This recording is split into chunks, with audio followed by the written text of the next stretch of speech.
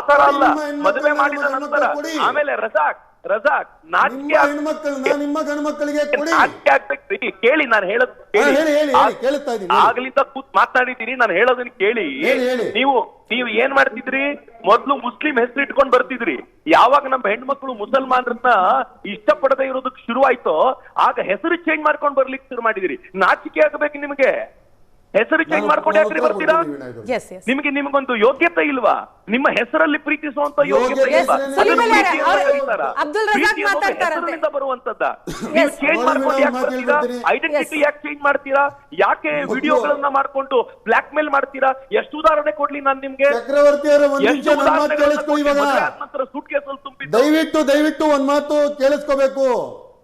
ಮೊದ್ಲು ಬೋಧನೆ ಮಾಡೋರು ಅಭ್ಯಾಸ ಮಾಡಿರ್ಬೇಕು. ನಿಮ್ಗೂ 45 ವರ್ಷ ಆಗಿದೆ, ಮೊದಲು ನೀವು ಮದುವೆ ಮಾಡ್ಕೊಳ್ಳಿ, ಆಮೇಲೆ ಹೇಳಿ.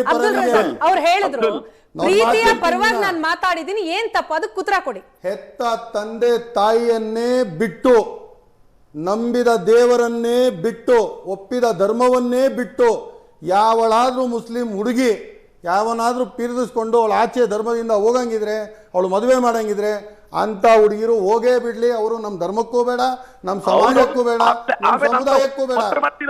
ಇಸ್ಲಾಂ ಧರ್ಮದಲ್ಲಿ ಕೇಳಿಸ್ಕೊಳ್ರಿ, ಇಸ್ಲಾಂ ಧರ್ಮದಲ್ಲಿ ಚಕ್ರವರ್ತಿ ಒಂದ್ ನಿಮಿಷ, ಇಸ್ಲಾಂ ಧರ್ಮದಲ್ಲಿ ಅನ್ಯ ಧರ್ಮೀಯರನ್ನ ಮದುವೆ ಮಾಡುವ ಹಾಗಿಲ್ಲ.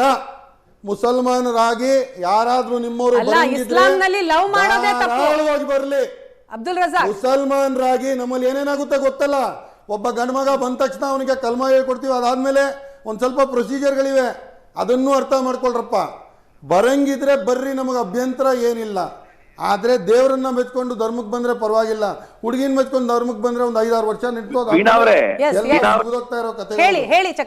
ದಯವಿಟ್ಟು ಕೇಳಿ, ಅವ್ರು ಮಾತಾಡ್ತಿರೋದನ್ನ ಅರ್ಥ ಮಾಡ್ಕೊಳ್ಳಿ. ಇಸ್ಲಾಂ ನಲ್ಲಿ ಮದುವೆ ಆಗ್ಬೇಕು ಅಂತಂದ್ರೆ ಮುಸಲ್ಮಾನ್ ಆಗಿಯೇ ಮದುವೆ ಆಗ್ಬೇಕು ಅಂದ್ರೆ ಪ್ರೀತಿ ಅನ್ನೋದು ಬೆಲೆ ಇಲ್ಲ ಅಂತ ಆಯ್ತು ಮೊದಲನೇದು. ಎರಡನೇದು, ಮುಸಲ್ಮಾನ್ ಆಗಿ ಮದುವೆ ಆಗ್ಬೇಕು ಅಂತಂದ್ರೆ ಅರ್ಥ ಏನು ಅಂತ ಅವರೇ ಹೇಳ್ತಾರೆ. ಕಲ್ಮಾ ಓದಬೇಕು, ಕಲ್ಮಾ ಓದಿದ ನಂತರ ಅವನನ್ನ ಸುನ್ನತ್ ಮಾಡಿಸ್ತಾರೆ, ಅವರನ್ನ ಗೊತ್ತು ನನಗೆ ಗೊತ್ತಿದೆ ರೀ. ನೀವೇನ್ ಹಾ ಅಂತ ಹೇಳೋದು ಬೇಡ. ನಿಮ್ಮ ಮತದ ಬಗ್ಗೆ ನಿಮಗಿಂತ ಜಾಸ್ತಿ ತಿಳ್ಕೊಂಡಿದ್ದೀನಿ ನಾನು, ಹಿಂಗಾಗಿ ಧೈರ್ಯವಾಗಿ ಮಾತನಾಡ್ತೀನಿ. ಅವರು ಸುನ್ನತ್ ಮಾಡ್ತೀವಿ ಅಂತ ಹೇಳ್ತಾರೆ. ಅಂದ್ರೆ ಪ್ರೇಮಕ್ಕಿಂತ ಹೆಚ್ಚು ಮತ ಮುಖ್ಯ ಅವರಿಗೆ. ಆದ್ರೆ ನಮ್ಮ ಹೆಣ್ಣು ಮಕ್ಕಳನ್ನ ಅವರು ಕರ್ಕೊಂಡು ಹೋಗ್ಬೇಕಾದ್ರೆ ಏನ್ ಹೇಳ್ತಾರೆ? ಪ್ರೇಮದ ಮಾತನಾಡಿ, ಪ್ರೇಮದ ವಿರುದ್ಧ ಯಾಕೆ ಮಾತನಾಡ್ತೀರಾ ಅಂತ ಹೇಳ್ತಾರೆ. ನಾನು ಅದನ್ನೇ ಹೇಳಿರೋದು. ಹೆಣ್ಣು ಮಕ್ಕಳು ಈ ಕಡೆ ಬರ್ಬೇಕಾದಾಗ ಅವ್ರನ್ನ ಕರ್ಕೊಂಡ್ ಬರ್ತೀವಿ, ಆದ್ರೆ ಏನ್ ಹೇಳ್ತಾರ ಮನುಷ್ಯ? ಯಾವ್ದಾದ್ರೂ ಮುಸ್ಲಿಂ ಹೆಣ್ಮಕ್ಳು ಮತ ಬಿಟ್ಟು ಹೋಗೋದಿದ್ರೆ ಹೋಗ್ಲಿ ಅಂತ. ಆದ್ರೆ ಹೋದವ್ರನ್ನ ಸುಮ್ನೆ ಬಿಡ್ತಾರ ಇವರು? ಆ ಹುಡುಗರನ್ನ ಮರ್ಡರ್ ಮಾಡ್ತೀವಿ ಅಂತ ನಿಲ್ತಾರೆ. ಮೊನ್ನೆ ಗದಗ್ನಲ್ಲಿ ಒಂದು ವಾರದ ಹಿಂದೆ ನಡೆದಿರುವಂತ ಘಟನೆ. ಮದುವೆ ಆಗಿ 1 ವರ್ಷದ ನಂತರ ಮಗು ಮತ್ತು ಮಗಳನ್ನ ಇಬ್ಬರನ್ನೂ ಕೂಡ ಮಗುವಿನ ಸಮೇತ ಮನೆಗೆ ಕರೆಸ್ಕೊಂಡಿದ್ದಾರೆ. ಮುಸ್ಲಿಂ ಹೆಣ್ಮಗಳನ್ನ ಮನೆಗೆ ಕರೆಸ್ಕೊಂಡು ವಾಪಸ್ ಕಳಿಸೋದಿಲ್ಲ ಅಂತ ಕೂತಿದ್ದಾರೆ. ನೀನೇ ವಾಪಸ್ ಬಂದು ಕನ್ವರ್ಟ್ ಆಗ್ಬೇಕು ಅಂತ. ಇವ್ರು ಎಂತ ನೀಚ ಜನ ಇವರು.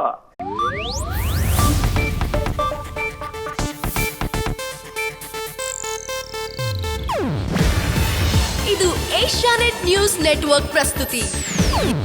ನೀವು ನೋಡ್ತಿದ್ದೀರಾ ಏಷ್ಯಾನೆಟ್ ಸುವರ್ಣ ನ್ಯೂಸ್.